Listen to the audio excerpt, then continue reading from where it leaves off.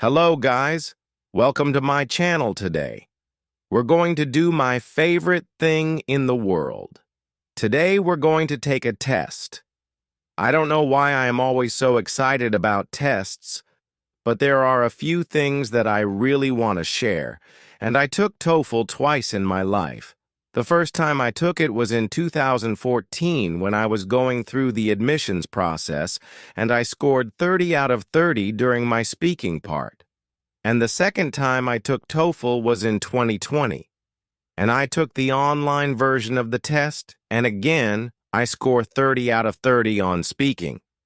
So, speaking is something that, a lot of people are afraid of, but hopefully, this video will put you at ease. Hopefully, this video will make you more confident in your speech, because there are a few things that you can learn before the test, and if you spent enough time preparing, even just by watching this video, it will be a lot easier for you to take the test. Now, we're going to go through actual TOEFL speaking questions, but before we dig deeper into the actual questions, I want to work with your mindset. I don't know. But anyways, I want you to stop and realize that if you're starting this TOEFL prep, that means you're done with actually learning English. Your TOEFL prep has nothing to do with learning grammar, learning new words. Yes, you might refresh some ITMs in your memory, because you want to use them during your writing part, because this is where they really pay attention to your beautiful language, and also during your speaking part. If you say things like, "Oh, this trip was good, my friends thought it was good, and I thought it was good." Of course, that sounds a little bit boring, and of course, test makers want you to speak using different words. Now, what you also need to remember is that test makers don't want you to fail. I want to tell you the story.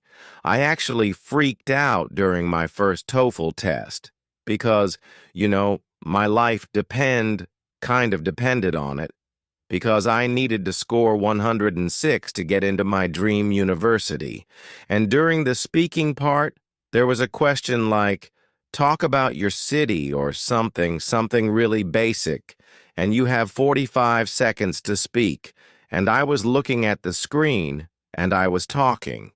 And when I was just wrapping up my answer, my brain was like, oh, let's said this thing. But then my brain was also like, let's just, stop here.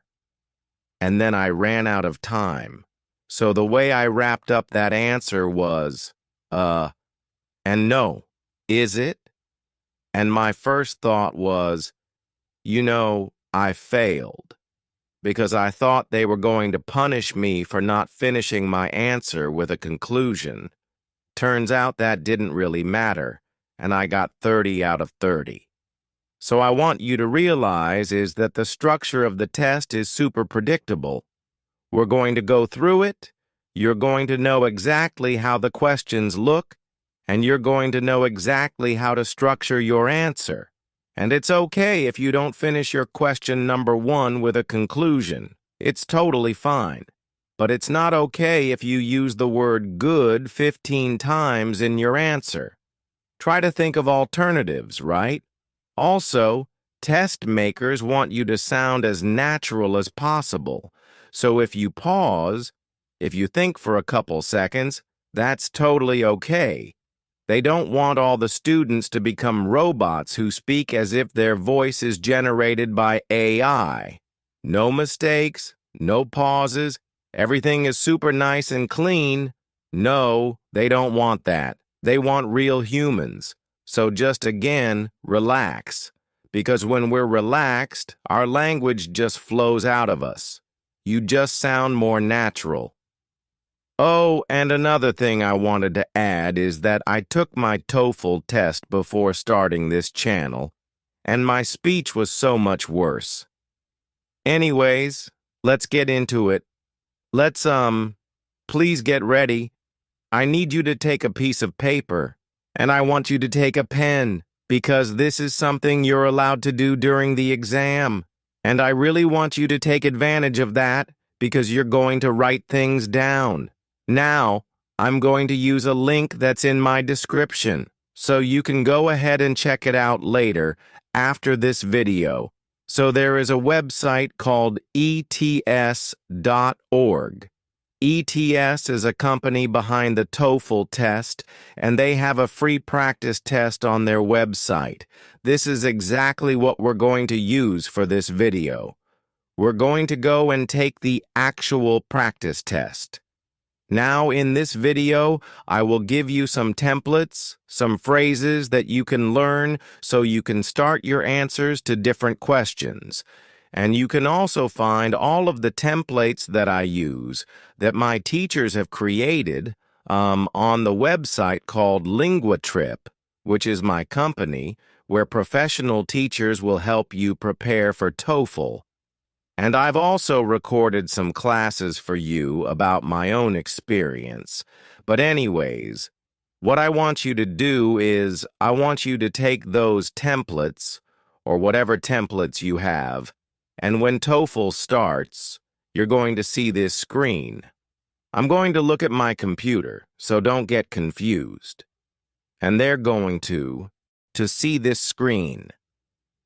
I'm going to look at my computer, so don't get confused. And they're going to give you some directions for the speaking section. Now, they are the same all the time. Nothing changes. So basically, this is your free time. If you read the speaking section directions before the test, then during the test, I want you to use your paper to write down templates for 4 questions. And this is exactly what I did during my tests. For the first question, you don't have templates. For the other questions, you do have templates. So we're not going to do this now, just because, also regarding templates, use the ones that are more natural for you. Don't try to use something really sophisticated just because you saw it on our list of templates. Don't do it, because again, you want to sound as natural as possible, and they're going to read you all of these directions, and you're going to write down your templates. Okay, now let's start with question number 1. It's a question about a familiar topic. I was asked about my city or something, and I always ask about something really, something really familiar, something you encounter in your daily life. And here, you just speak clearly, speak your heart out, no structure, just talk. Okay, state whether you agree or disagree with the following statement. Then explain your reasons using specific details in your explanation. Learning through online courses is more effective than learning in the traditional classroom setting. If this were an actual test question, you would have 15 seconds to prepare your response and 45 seconds to record your response. Now let's answer this question together. There are definitely pros and cons to both, right? I can argue that online learning is better.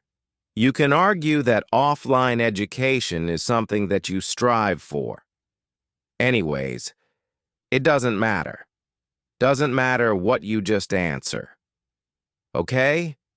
In my opinion, online learning is more effective than learning in the traditional environment for several reasons.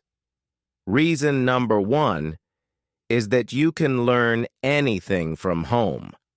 You don't have to travel. You don't have to apply for a visa. You don't have to move to another country. Everything is accessible from your computer, your laptop, or your phone. The second reason is that online classes tend to be more affordable compared to offline learning. That means you can learn a lot more for the same amount of money. And reason number 3 is that online education is more accessible for moms. If they have to stay home with their kid, they could potentially learn something new at the same time. And this is where you can wrap up. You can say, "This is why I think online education is better." Or you can just stop right there. That's it. This is your answer. Okay? By the way, it's not just me providing these answers. I also asked our teacher Anastasia to give feedback about my answer, whether it was well-structured, whether I made some mistakes, and overall to grade me according to Toll grades. She has helped so many students get over 100, so I am excited to see what she thinks about my answers. A real answer is effective, as she responded directly to the question in her opening thesis and presented clear arguments that support her main idea. There were no serious grammar errors, and her pronunciation and intonation were good. Rather than using reason number 1, it's more natural to simply say, "First, you can." Providing 2 well-elaborated reasons is better than giving 3 rush reasons. For example, Marina could have elaborated on one of the examples by sharing a personal experience of successful online learning. Learning repetition is another issue. Marina repeated, "Learn 6 times, online 3 times, and reason 4 times, which will be reflected in the AI report." Having 2 reasons here would have helped to avoid excessive repetition. I also recommend avoiding repetitive sentences such as, "You don't have to do this," "You don't have to do that," and using well-developed sentences instead. Finally, Marina should avoid taking long pauses, as they will hurt the AI score, the things that I wrote down for myself. In my opinion, this is like my super small template. In my opinion, and then 1 to 3 reasons. Again, you only have 15 seconds, so you don't really have time to write down your reasons. Just maybe think of them. Okay, reason number 1, affordable. Reason number 2, saves time. Reason number 3, I'm a mom. So yeah, let's say that it's better for moms. That's it. And then you just speak your heart out. So this is the way you answer question number 1. I highly recommend you to practice. If you can just switch on a timer on your phone and just talk about like anything, a book that you've read, a movie that you want. Why is it a good movie? Why is it a bad movie? Give 2 or 3 reasons why you think travel is good, why you think travel is bad. Like whatever. Just practice those 45-second answers to time yourself and get comfortable with the overall time pressure. Again, this exam kind of has nothing to do with real life, but it's a stressful situation. It's something that you train and something that you get good at if you practice. So if you want to practice more, as I mentioned, we have a course for TOEFL test takers. But what excites me the most about this course are actually students' results, because they come to us and they're able to improve their score by 20 or 30 points, and many of them end up getting over 100 on TOEFL. And we have this special chat for all of the students. And every day somebody shares, "Oh my God, my TOEFL is tomorrow," or "I just came back from the test. I am so scared." Or somebody gets a result and says like, "Hey, I just got over 100 TOEFL." So it's also great community. And I remember when I was preparing for my TOEFL test, I really needed someone's support, someone's shoulder to cry on, because oh my God, it was so stressful. So the course is not only the knowledge on how to take the test, it is also a community that you can rely on. and also access to Anastasia, who is the teacher. She actually scored 119 out of 120 on TOEFL. What can be better? I've also recorded a couple of videos for that course to motivate you to take the test, and I also shared my experience taking it. As part of the course, you get access to a speaking club to practice your English and real-life conversations. And if you get the Guru package, you will get an individual class with Anastasia, while she will be able to give you a feedback on your speaking, writing, reading, and listening skills, and also give you personal recommendations to get a higher score on your TOEFL. And because you're watching this video, you get a special code. It is Linga Marina, and you get $20 off. The link is down in the description box. You can start the course right away, and we always keep the course updated so you can be prepared for the exam day. Fingers crossed for you guys. And if you're watching this video and you're about to take your TOEFL test, please come back after your TOEFL test and share your score in the comments down below. We've done that for my other TOEFL videos, and it's just so amazing to see people come back in a few months and say like, hey, I just scored 100 on TOEFL. I just scored 90 on TOEFL. I just scored 110 on TOEFL. These comments are so motivating for me and for people who are watching these videos. Thank you guys so much. Now let's move on to the second question. In the second question, you're going to read an article, and you're going to listen to a conversation, and then you have to report on what you've heard. Now here I suggest that you take notes. And something I strongly suggest as well is that you practice taking notes in a stressful environment. Sometimes you create your own contractions for words. Sometimes people create their own symbols. I don't know, whatever you're going to do, just do it before the exam so that it's easier for you to take those notes. You have 30 seconds to prepare and 60 seconds to answer. Read the article from a university newspaper. You will have 50 seconds to read the article. Begin reading now. Now listen to a conversation between two students. Hey, Sue, did you see this article? Yeah, I did. I don't think that's a very good idea. Really? You don't think it's a safety hazard like they said? No, at least not during the day. I'm pretty sure both of those accidents happened at night when it's harder to see cyclists. They didn't say that in the article. Oh, that does make a difference. Sure it does. Maybe at night with low visibility there's a safety hazard, but I don't think there's any danger in the daytime, which is when most people need to move around and get to classes. Yeah, that makes sense. Besides, it's such a big campus. If they do this, it's going to be really hard to get around. Well, we can always take the bus, I guess, but the buses only run once an hour. That's true.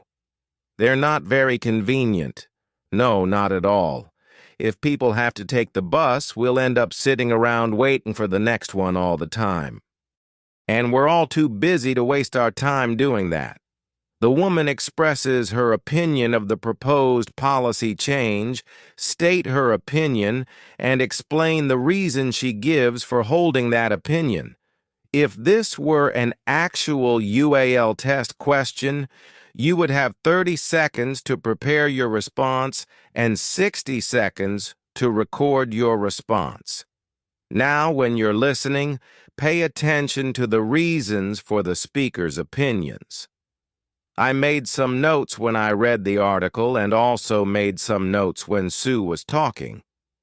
Now, you need to write down some key words and phrases, opinions, and why someone had this or that opinion.